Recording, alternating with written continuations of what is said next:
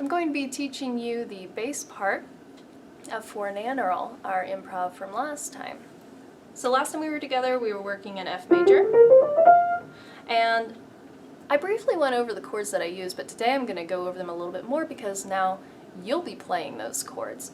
We're going to start in F major, so F, A, C.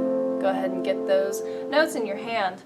But because this is in a classical style, we're going to be using an accompaniment style that sounds like a classical style. We're going to start with our bottom note, go up to the top, the middle, then back up to the top. Do it a little faster. Bottom, top, middle, top, bottom, top, middle, top.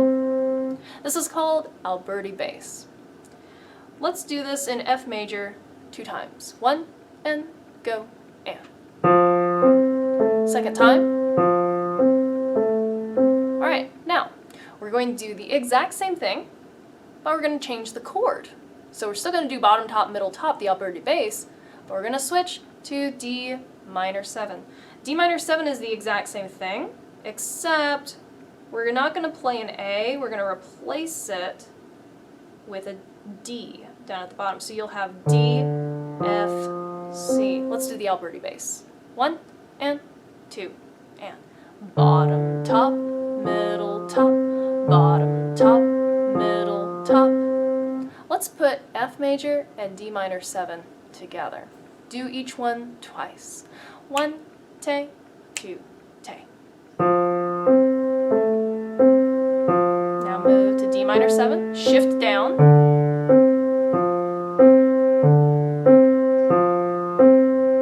Alright, let's go to our next chord, which is going to be G minor. So that's G, B flat, D, and we're going to go bottom, top, middle, top. Let's put that together. 1, te, 2, te, 3, te, G minor. Here we go.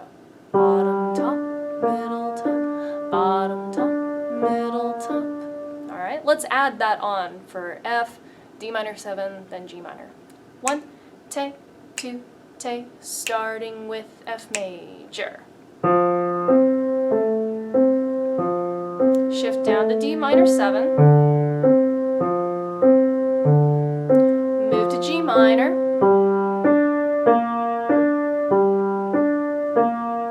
Alright, now our final chord, we're going to play it one way and then we're going to play it a different way.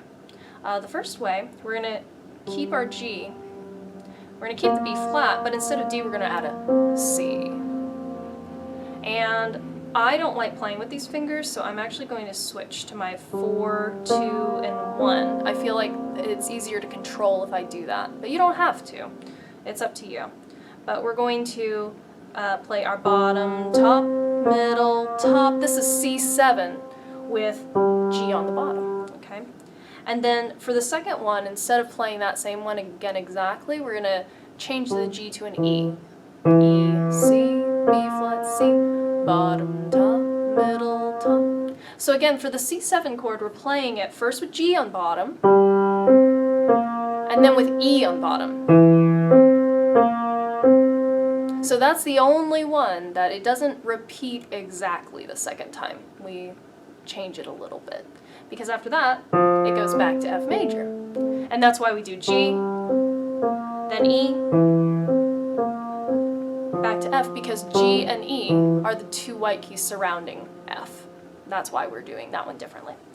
Alright, let's put our C7 with G on bottom, and then E on bottom in Alberti bass. 1, te, 2, te, 3, te, go, te. G on bottom, now E on bottom, and then go back to F, F major. Do it twice. Shift down to D minor 7. Move to G minor. Now C7 with G on bottom, and then E on bottom.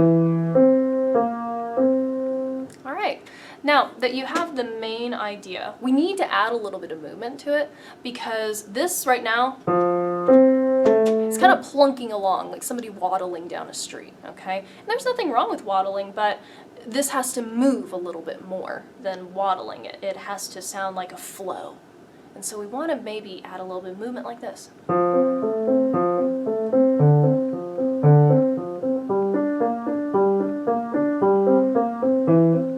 You'll notice my most prominent note is always the one that I'm playing with the bottom of my left hand, right? And so that's going to take the most weight, and then everything else just kind of flutters. Let's try that with F major. 1, 2, 3, 4. When you're ready, move to D minor 7. When you're ready, move to G minor.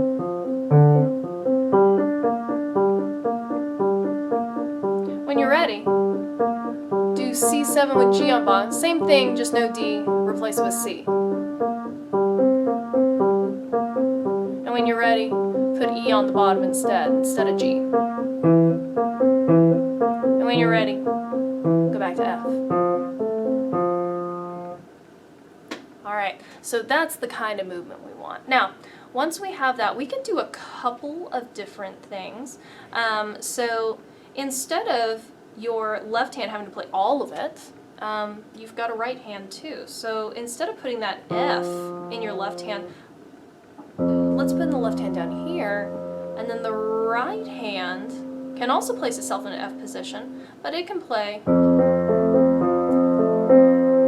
the rest of the Alberti bass. So it just doesn't play the very first one. We let left hand do that, and then the right hand plays the rest of the Alberti bass. And of course, going down to D minor 7, the left hand takes that D that's on the bottom, and then the right hand can actually stay in F major because all of those notes are in the D minor 7 chord.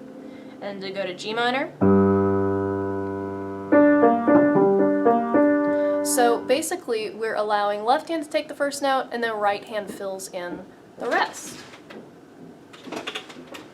All right, that's one idea. Another idea is going back and allowing left hand to take over again, but maybe not doing an Alberti bass. Maybe taking and holding the bottom note, and coming in with these little pops of sound. Okay, then we go down to D7, do the same thing, and G,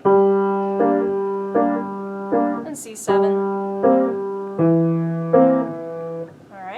And then another idea that you can try, if you're really comfortable with your chords, we can go back to that left hand plays the bottom note, right hand comes in with the rest, but instead of right hand coming in with these broken notes, come in with block chords. Reposition, first inversion, reposition.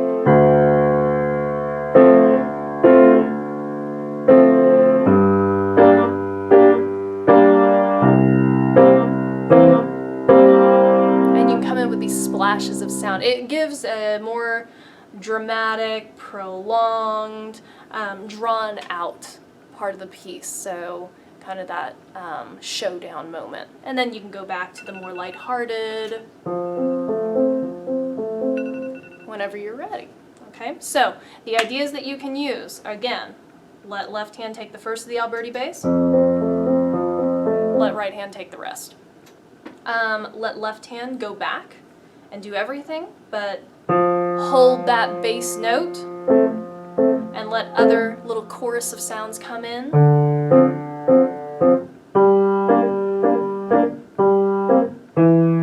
Or go back to left hand takes that first note, and then right hand comes in with blocked chords.